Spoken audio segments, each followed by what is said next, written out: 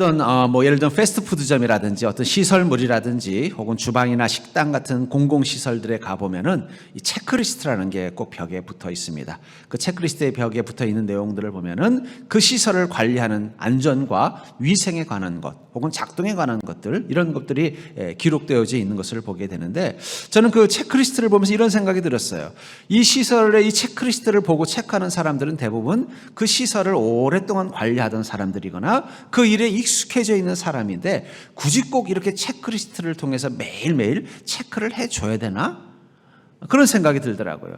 물론 어쩌다 이제 새로운 신입이 와서 그 신입이 이것에 익숙해질 때까지 위해서라면 굳이 벽에 붙일 필요 없이 그 신입이 테이블 위에 올려놓고 그걸 체크해서 보고하게 하면 될 텐데, 왜 이렇게 수년간 그 일을 해왔던 사람들이 있음에도 불구하고 그 체크리스트를 놔두고 그것을 또 여전히 매일 체크할 수 있도록 강조하고 있는가 하는 생각을 하다가 문득 그 생각이 들더라고요. 아마 어쩌면 그 체크리스트는 그 시설물 또 그 공간을 활용하고 사용하는 전문가들에게, 익숙한 또 숙련가들에게 익숙하지만 소홀해서는 안 되는 것들이 있기 때문은 아닐까. 너무 익숙한 일이지만 절대로 소홀해서는 안 되는 일이 있기 때문에 그 체크리스트가 있는 것은 아닐까. 또 쉽지만 대충 해서는 안 되는 부분들이 있기 때문에 체크리스트가 있는 것은 아닐까 하는 생각이 들었어요. 예를 든다면 화장실에도 저희 교회도 체크리스트가 있습니다만, 그 화장실을 관리하는 부분에서도 어떻게 해야 돼요? 익숙한 것이지만 절대 소홀해서는 안 되는 부분들, 또 쉽지만 대충 해서는 안 되는 부분들이 있기 때문에 이미 오랫동안 그 시설을 사용하던 숙련가임에도 불구하고 매일매일 체크하도록 체크리스트를 주는 것이라면, 너무너무 익숙하고 평범하고 너무너무 오랫동안 살아와서 하루 한 해 한 해 살은 것이 동일할지라도 우리 인생에도 체크리스트가 필요한 것은 아닐까 하는 생각이 들어요. 제가 올해 전에 비하면 특별한 일도 없었고 그냥 늘 살던 거, 애 돌보고 가정 돌보고 직장 생활하고 늘 신앙 생활하고 별로 특별한 거 없습니다 라고 말할 수 있지만, 또 제가 지금까지 인생을 몇 년을 살았는데요, 반세기 넘게 살았고 벌써 70년 80년 살았는데 제 인생이 늘 익숙한 삶인데요 라고 말하는 우리 인생 가운데서도 반드시 익숙하지만 소홀해서는 안 되는 것들, 쉽지만 대충 해서는 안 되는 부분들이 있을 것입니다. 그리고 그 부분들에 대해서는 우리가 체크리스트를 만들어서 그것을 꼭 체크하면서 가야만 그 소홀하지 않고 대충하지 않아서 그 우리 인생에 후회가 없는 삶을 살게 만들지 않을까 하는 생각이 들어요. 올 한 해를 이제 끝내면서 저는 우리 그리스도인은 우리 한 해의 삶을 뒤돌아보면서 어떤 체크리스트를 가지고 무엇을 체크해야 될까 고민해 보았습니다.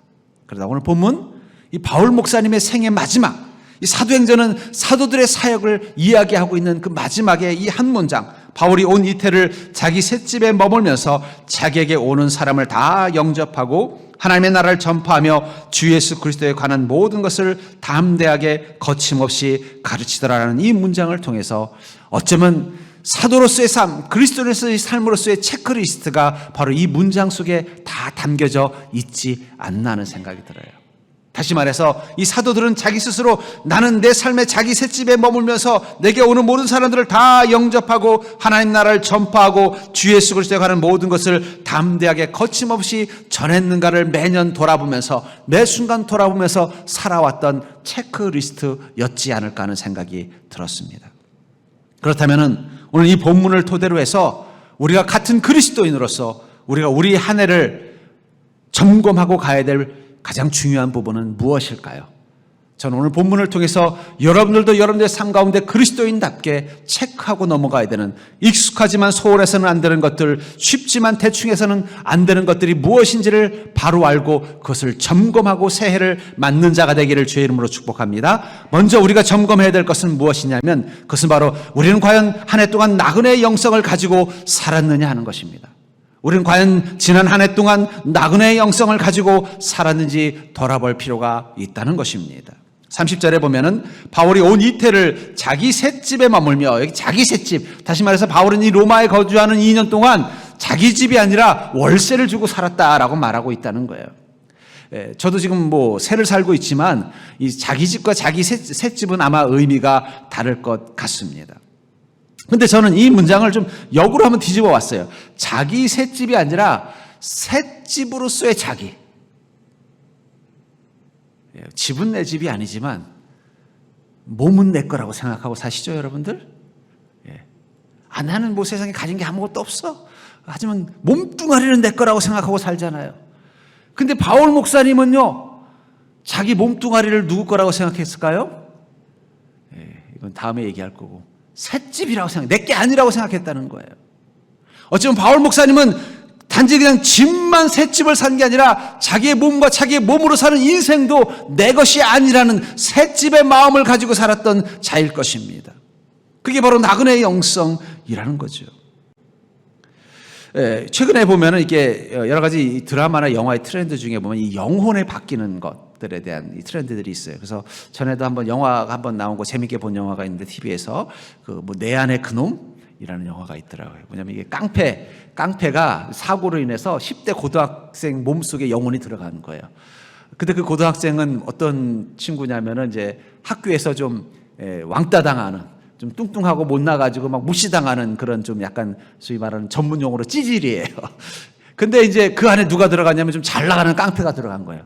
그랬더니 이 고등학생이 달라진 거예요. 자기를 못 살게 굳은 애들을 두들겨 패고 또 살을 쫙 빼서 멋쟁이가 되니까 갑자기 여학생들이 좋아하고 또 자기를 좋아하는 여학생들하고 하고 이제 뭐 이렇게 좀 썸씽도 있고 하면서 되는 거예요. 근데 그렇게 된 비결이 뭐예요? 그 10대 안에 어떤 자아가 들어간 거예요? 좀 싸움 잘하고 좀 이렇게 좀 그런 좀 괜찮은, 뭐 물론 이제 도덕적으로 문제가 있지만 그런 어떤 이게 좀 주먹 잘 쓰는 이 사람이 들어가니까 달라지더라는 거예요. 또 최근에 보니까 뭐 드라마에 보니까 뭐 철인왕후, 그래서 뭐 저기 우리나라의 뭐 의사 그 셰프가, 요리사가 조선시대 왕비 몸속에 들어가서 일어난 뭐 이런 드라마가 있다는 걸 인터넷 기사를 보면서 그런 걸 보면서 문득 그 생각이 들었어요. 육신이 내 것이라고 생각하는 이유는 내 안에 누가 들어있기 때문이에요. 나가 들어있기 때문이라는 거예요. 근데 우리 그리스도인은 육신 안에 누구도 있어요? 나만 있는 게 아니라 그리스도의 영, 성령님이 함께 계신 존재라는 거예요. 그 순간부터 우리 육의 삶은요, 내가 주인이 아니라는 거예요. 누가 주인이에요? 성령님이 주인인 거예요. 그러니까 다시 말해서 우리는 내 육신에 새 사는 자예요. 내가 주인이 아니기 때문에 새 사는 자가 되어져 버렸다는 거예요. 만약에 여러분들의 육신과 육신의 삶이 내 것이 아니라 임시 거주지라면 여러분들은 여러분들의 몸과 몸으로 하는 삶에서 무엇을 하겠습니까? 요한복음 17장 21절부터 23절에 보면은 예수님, 이 땅 가운데 한 인간으로 오신 예수님도 그 육신 속에 누가 들어오신 거예요? 성자 하나님이 잠시 거주하기 위해 들어오신 거예요. 그래서 33년간 머무시다가 하늘나라 가시는 것입니다. 그 전에 이 땅에 거주했던 삶의 모습을 이렇게 말합니다. 아버지요, 아버지께서 내 안에, 내가 아버지 안에 있는 것 같이 그들도 다 하나가 되어 우리 안에 있게 하사 세상으로 아버지께서 나를 보내신 것을 믿게 하옵소서. 내게 주신 영광을 내가 그들에게 주었사오니 이는 우리가 하나 된 것 같이 그들도 하나가 되게 하려 함이니이다. 곧 내가 그들 안에 있고 아버지께서 내 안에 계셔서 그들로 온전함을 이루어 하나가 되게 하려 함은 아버지께서 나를 보내신 것과 또 나를 사랑하심 같이 그들도 사랑하신 것을 세상으로 알게 하려 함이로소이다 하면서 주님은 하나됨에 대해서 이야기하고 있어요. 근데 하나됨 데 위해서 뭔가 안에 있는 것이 필요하다는 거예요. 예수님 안에 성령님이 계실 때 예수님과 하나님은 하나가 되는 것입니다. 여러분, 우리가 하나님 안에서 하나가 된다는 것은 우리끼리 서로 마음이 맞는 게 아니라 하나님 안에서 하나가 되는 것이고, 그 말은 다시 말해서 우리 안에 주인이 더 이상 내가 아니라 누가 되는 거예요? 하나님이 되는 거예요. 여러분, 셋집에 사시는 분들은 알 거예요. 계약 기간이 끝나면 어떻게 해야 돼요? 떠나야 돼요. 만약에 여러분들의 몸이 여러분들의 것이라면 여러분들은 영원히 죽지 않고 이 땅 가운데 살아야 될 것입니다. 근데 때가 되면 어떻게 돼요? 떠나야 돼요. 그러니까 여러분, 천국 가는 건 뭘까요? 절대로 천국 가는 건 계약 기간이 만료된 것이다. 내 육신의 계약 기간이 만료됐기 때문에 우리는 천국 가는 거예요. 그런 의미에서 여러분들의 육신은 여러분들의 것이 아닙니다. 그리고 특별히 예수 그리스도를 통해서 하나님께서 여러분들의 육신을 사신 거예요. 인생을 사시고 여러분들의 존재를 사신 것입니다. 그 순간부터 더욱더 우리의 육신은 내 것이 아닌 것이죠. 그래서 갈라디아서 2장 20절에 보면은 바울 목사님이 이렇게 말합니다. 내가 그리스도와 함께 십자가에 못 박혔나니 그런즉 이제는 내가 사는 것이 아니요 오직 내 안에 그리스도께서 사신 것이라. 이제 내가 육체 가운데 사는 것은 나를 사랑하사 나를 위하여 자기 자신을 버리신 하나님의 아들을 믿는 믿음 안에서 사는 것이다. 예. 아마 이 장면을 한 단어로 말하면 내 안에 그분이 될 거예요. 그분은 누구예요? 예수님. 바울 목사님은 예수님을 만난 순간부터 이제 내 몸의 주인은 하나님이라고 고백하는 거예요. 나는 이제 이 내 몸의 셋집, 월세를 살고 있는 것이고 내 안에 그분이 주인으로 산다는 거예요. 그래서 뭐라고 말하는 거예요? 내가 그리스도와 함께 십자가에 못 박혀. 여러분, 십자가에 못 박는 건 뭘까요? 그것은 바로 소유를 넘기는 인감 도장을 찍는 것입니다. 예수 그리스도와 함께 십자가에 못 박히는 순간 내 소유는 이제 하나님의 것이 된 거예요. 어쩌면 하나님의 나라가 이 땅 가운데 임한다는 것은 이 하나님이 이 땅의 모든 소유권을 가진 분으로 다시 회복된다는 걸 뜻하는 거예요. 그 순간 나는 어떻게 된다고 말하고 있어요? 내가 사는 것은 그리스도께서 사시는 것이며 그 그리스도께서 사신다는 것은 내가 믿음 안에 사는 것이다 라고 말하고 있다는 거예요. 여러분들은 나그네의 영성을 가지고 있습니까? 내 몸도 내 것이 아니요 하나님의 것이라는 고백을 하고 살고 있냐는 거예요. 내 몸으로 살아가는 모든 그것들도 하나님께서 주인이시라는 그 고백을 가지고 살 때 우리는 믿음 안에 살 수밖에 없다는 거예요. 왜냐하면 내 안에 그분이 내 몸과 내 몸으로 사는 삶의 주인이기 때문이에요. 요즘은 거의 한 가구에 다 살지만 저도 옛날에 보면은 저희 집에 방 하나를 이렇게 월세를 준 적이 있어요. 그래서 어디 이제 서울 시골에서 이제 직장 때문에 서울에 올라온 그런 분들이 이제 집을 전체를 다 세를 할 수는 없으니까 이제 저희 방 하나를 이제 월세로 해서 이제 아버님이 이제 세를 놓은 거예요. 그러면 그분은 늘 생활이 어떻게 돼요? 들어올 때 잠깐 소리 나고 화장실 갈 때 잠깐 소리 나는 거 말고는 한 번도 거의 그 누나가 들어오고 나가는 걸 잘 몰라요. 그냥 보면은 이제 들어왔으면 이제 들어왔습니다 인사하고는 이렇게 들어와서 있다가 또 조용히 있다가 또 나가고 그래요. 제가 그걸 보면서 이게 월세살이라는 게 저렇게 힘든 거구나라는 걸 느꼈습니다만은 여러분들의 삶 속에서 내가 이미 주인이 아니라 십자가 앞에서 내가 이 소유권을 하나님께 넘겼다면 이제 여러분들 안에 계신 성령님이 주인이라면 여러분들은 여러분들의 육신을 가지고 사는 삶에 어떤 자세를 가질 수밖에 없어요. 그 성령님께서 하시는 일을 잘 보면서 그분이 인도하심을 따라 살아갈 수밖에 없다는 거예요. 나답게 산다는 거, 여러분 그리스도인은 나답게 사는 자가 아니에요. 그리스도인답게 산다는 것은 나답게 사는 게 아니라 그리스도인답게 산다는 것은 그리스도답게 사는 거예요. 다시 말해서 그리스도인답게 산다는 것은 그리스도를 닮은 자로 사는 것이지 나답게 사는 게 아니에요. 왜 현대인들이 예수 믿는 게 힘드냐? 현대인들은 자기 몸과 자기 육신의 주인이 자기라고 생각하기 때문에 나답게 살려고 끊임없이 몸부림치고 있다는 거예요.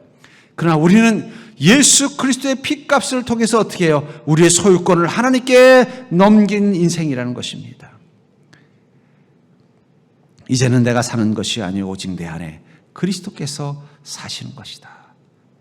그리스도께서 사시니까 어떻게 돼요? 우리는 믿음 안에 사는 거예요. 그리고 믿음 안에 살기 때문에 어떻게 돼요? 믿음 생활을 하게 되는 거예요. 전 그런 의미에서 여러분들은 나그네의 영성을 가지고 있습니까? 나는 과연 내 육신과 내 삶의 주인이 하나님이라고 고백하면서 한 해를 살았냐는 거예요. 아니면 여전히 내가 주인이라는 생각을 가지고 나답게 살려고 몸부림쳤냐는 거예요. 절 따라해볼까요? 이제는 나답게 살지 말고 예수님 제자답게 살자. 그래야 우리가 셋집 산다는 인식이 되는 거예요. 만약에 그 새 사셨던 그 누님이 그 방 새 살면서도 본인이 주인이라고 생각해가지고 그냥 거실에서 탁 대자로 누워서 그냥 막 하고 했으면은 얼마나 불편했겠어요, 서로. 그렇죠? 마찬가지라는 거예요. 정말 내 삶의 주인이 하나님이라고 여러분들이 고백했다면 그 순간부터는요, 하나님이 내 삶의 주인답게 우린 그분에게 모든 걸 다 양보하고 그분이 하는 것에 맞춰서 나갈 수밖에 없다는 것입니다. 두 번째로 올 한 해 우리가 점검해 가야 될 부분은 바로 우리는 과연 만남의 사명감을 가지고 살았느냐 하는 것입니다. 우리는 과연 만남의 사명감을 가지고 살았는지 돌아볼 필요가 있습니다. 30절에 보면은 바울이 온 이태를 자기 셋집에 머물면서 자기에게 오는 사람을 다 영접하고, 여기 바울 목사님은 그곳에서 어떻게 했다고 말하고 있어요? 자기에게 오는 사람을 다 영접했다라고 말하고 있어요. 근데 여기 오는 사람이라는 것은 본인에게 선택권이 있는 게 아니죠. 들어오는 사람의 마음이라는 거예요. 그 사람이 어떤 종류의 사람이든 들어오면 어떻게 했다는 거예요? 다 영접했다는 거예요. 오는 사람 중에 예수 잘 믿는 사람, 오는 사람 중에 내 마음에 드는 사람을 영접한 게 아니라 다 영접했다는 거예요. 왜 그랬을까요? 그것은 그 문을 통해 들어오는 사람들은 다 하나님이 보내신 이들이라는 믿음이 있었기 때문이라는 거예요. 그러니까 바울 목사님이 그 온 사람들을 다 영접한 것은 그들이 하나님이 보낸 자들이라고 믿었기 때문에 그들을 향해서 영접했다고 말하는 것입니다. 우리 그리스도인의 만남의 목적이 있습니다. 우리는 왜 만나서 만날까요? 옆 사람 보고 이렇게 인사할까? 왜 옆에 앉아 계시오? 이유가 있다는 거예요. 그리스도인은. 그것은 바로 하나님이 보내셨다는 거예요. 저 사람 하나님이 보내서 내 옆자리에 앉게 하셨구나. 그럼 어떻게 됐어요? 그 보내심에 맞는 만남을 가져야겠죠. 하나님이 보내셨으면 하나님이 보내신 분답게 보내서 만나게 했으니까 만남의 목적에 맞게 해야 되지 않겠습니까? 그게 중요한 거잖아요. 때로는 우리는 인생의 낭비라는 부분을 생각할 때가 있어요. 여러분들이 인생을 낭비했다고 생각할 때가 어떤 때인가요? 대부분의 사람들이 인생을 낭비했다고 생각할 때는 돈을 모으지 못했을 때, 아니면 가지고 있는 재물을 잃어버렸을 때, 혹은 건강을 지키지 못했을 때, 가지고 있었던 건강을 잃어버렸을 때입니다. 근데 거기에 더해서 한 가지 더 우리의 자산이 있어요. 그건 사람입니다. 저는 이제 부자 동네 교회에서도 목회를 해보고 또 아주 가난한 동네 교회에서도 목회를 해보면서 두 종류의 그리스도인의 차이를 이렇게 비교를 해봤어요. 근데 제가 독특한 건 이 부자 동네 사람들이 생각하는 저희 자산의 개념이 좀 달라요. 부자들이 생각하는 것보다 돈을 가장 큰 자산이라고 생각하는 것 같지만 사실 의외로 부자들은요, 돈보다 사람을 더 중요한 자산이라고 생각해요. 그래서 그 사람이라는 자산을 관리하기 위해서 자신의 지갑을 여는 것을 아까워하지 않아요. 그래서 정말 자기가 가까이 지내고 싶고 마음에 드는 사람이 있으면요, 좋은 선물을 주는 것도 기꺼이 아까워하지 않고 그 사람을 위해서 시간과 또 어떤 자기의 재정을 쓰는 것을 전혀 낭비라고 생각하지는 않더라고요. 그러니까 제가 그걸 발견했어요. 부자들은 우리가 생각하는 것보다 돈보다 더 자기에게 소중한 자산이라고 생각하는 게 사람이라는 걸 느꼈습니다. 그래서 이 부자들은요, 사람 인맥 관리를 되게 신경 써요. 왜 부자들이 강남에 모여 사는 줄 아세요? 그게 자기 옆에 사는 사람들이 자기에겐 자산이라고 생각하기 때문이라는 거예요. 자기들끼리 인맥을 만들고 자기들끼리 정보를 교환하고 또 그런 관계를 맺기 위해서 어떻게 기꺼이 자기의 시간과 또 노력과 또 재정을 투자할 줄 알더라고요. 그렇게 하면서 그 관계를 맺어가고 그 관계를 맺으면 그 관계를 잘 지켜내려고 애를 많이 쓰는 걸 봐요. 근데 의외로 가난한 동네 분들은요, 사람을 자산이라고 생각 잘 안 하는 것 같아요. 그보다는 돈과 건강이 더 중요한 자산이라고 생각하는 걸 보면서 문득 그 생각이 들었어요. 그럼 왜 부자들은 그 사람을 자산이라고 생각할까요? 여러분, 살면서 여러분들에게 유익을 얻을 때, 큰 도움을 얻을 때 대부분 거기에는 사람이 끼어 있습니다. 내가 어떤 직업을 바꾸려고 할 때도 마침 그 바꾸려는 직업에 도움을 줄 수 있는 사람이 내 옆에 있으면요, 그게 쉬워요. 또 내가 어떤 일을 막 고민하고 힘들어할 때 그 고민에 답을 줄 수 있는 사람이 나랑 가까운 사람이면 문제 해결이 쉬워요. 사실은 우리가 우리 인생에서 어떤 중요한 일들을 해결해 나갈 때 내 주변에 있는 사람들이 그것에 도움이 될 수 있는 사람들이 많은 사람은 쉬워요. 근데 도울 사람이 없는 사람은 힘들어요. 그래서 이 고아들이 힘든 이유가 그거예요. 자기가 도울 사람이 아무도 없는 거예요. 그래도 대부분 가족이 있는 사람들은 기본적으로 어떻게 돼요?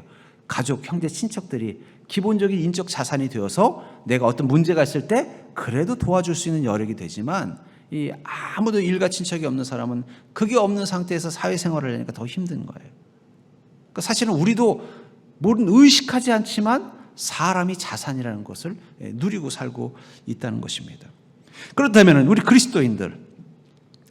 그리스도인이 사명자가 된다는 것은 자신이 가지고 있는 자산, 그것이 재물이 되었든, 그것이 건강이 되었든, 그것이 사람이 되었든, 그것이 내 것이라고 생각하는 것이 아니라 하나님이 내게 맡겨주신 달란트라고 생각하는 자들이 바로 그리스도인이요 사명자라는 거예요. 그리스도인이 되는 순간 재물도 내 것이 아니라고 생각하는 거죠. 하나님이 내게 맡겨준 달란트라고 생각하는 거예요. 그렇기 때문에 그리스도인 사업가들은요, 자신이 부자가 되는 목표가 뭐예요? 하나님의 일을 위해서 쓰임받는 달란트를 넓히는 것이라고 생각하는 마음을 갖는 게 그리스도인 부자의 정체성이에요. 그래서 이 사업하는 성도님들이 맨날 목회자한테 하는 게 뭐냐면, 목사님 기도 좀 많이 해주십시오. 제가 부자 되면은요 교회를 한 채 짓겠습니다. 제가 선교를 하겠습니다. 뭐 고언을 짓겠습니다. 그런 말을 꼭 하는 이유는 뭐예요? 그게 사실이든 아니든 적어도 부자로서의 그리스도인은 그것이 자기 것이 아니라는 그 마음을 가지고 있는 거라는 거죠. 우리의 육신을 가지고, 건강을 가지고 우리가 교회를 섬기고 주님을 섬기고 복음을 전하고 사람들을, 어렵고 힘든 사람들을 돌보는 이유는 무엇입니까? 내 건강과 내 몸이 내 것이 아니라는 것. 그건 하나님의 것이라는 마음이 있기 때문이라는 거예요. 마찬가지라는 거예요. 우리의 만남도 그것은 내 것이 아니라 하나님이 보내주신 만남이고 거기에는 하나님의 목적이 있다는 마음을 가지고 관계를 맺는 게 정말 중요하다는 거예요. 특별히 이 그리스도인들이 재물과 건강은 하나님의 것이라는 말을 사실이든 아니든 인식하고 고백하기 쉽습니다. 근데 나의 모든 만남도 하나님의 것이라는 것, 내 가족과 내 주변의 모든 관계들도 다 하나님이 주신 것이고 거긴 하나님이 보내신 목적이 있다는 마음을 갖는 것에 대해서는 좀 약한 것 같아요. 그러니까 그리스도인들 중에는요, 사람들과의 만남 속에서 자신의 유익과 자신의 취향을 따라서만 관계를 맺는 사람들이 있다는 거예요. 만약에 바울 목사님이 바울 목사님을 찾아온 사람들을 보니까 저 사람은 좀 가까이 지내면 내가 좀 도움을 좀 많이 받겠네 하는 사람은 가까이 지내고, 저 사람은 영 내게 도움이 안 되겠어. 그래서 만약에 좀 멀리하고, 저 사람은 나랑 성격이 맞고 생각이 맞고 스타일이 맞아 해서 가까이 지내고, 저 사람은 내 스타일이 아니야 해서 멀리 했다면은, 그건 바울 목사님은 그 인간관계를 뭐라고 생각했을까요? 자기를 위한 자산이라고 생각했을 거예요. 근데 바울 목사님은 그곳에 오는 사람들을 다 한 사람도 남기지 않고 다 영접한 이유는 무엇이에요? 그건 하나님이 보내셨으니까. 하나님의 목적이 있을 것이라는 생각을 가지고 있었다는 거예요. 여러분, 우리가 만남을 가질 때 우리 그리스도인들은요, 누구와 관계를 맺든 그 사람과의 관계가 내게 유익이 되고 내 취향인가가 중요한 게 아니라 하나님께서 저 사람을 만나게 한 목적과 이유가 무엇인가를 발견하는 게 중요합니다.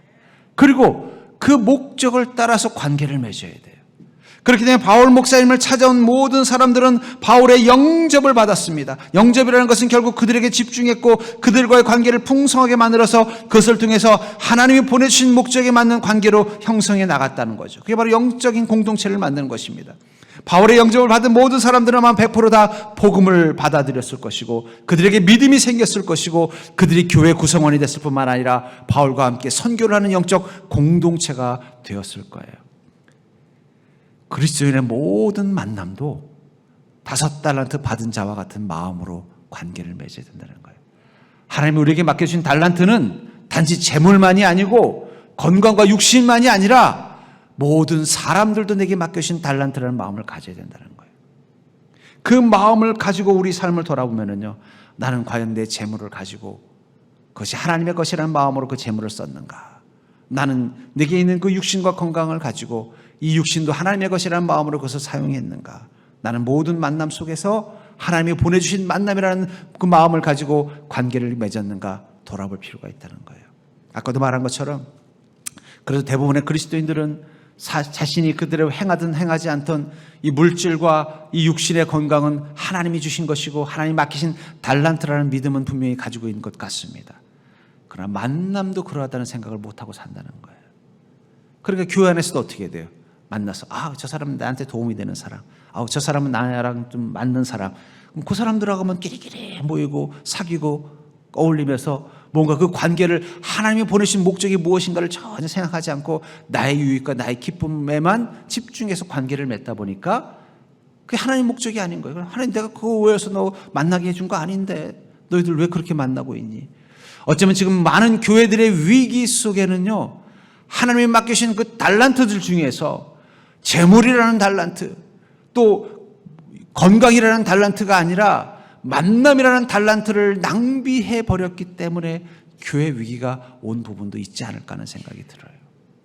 그리스도인들이 정말 우리가 온전한 그리스도인이요 주님께서 내 삶의 주인이라는 그 고백을 한 그리스도인이라면 우리는 모든 만남들을 하나님이 보내신 만남이며 하나님께서 그 만남을 통해서 하고자 하는 일과 뜻이 있다는 것을 깨닫고 그 일을 이루기 위해서 함께 관계를 맺는 믿음의 자세가 필요하다는 거예요.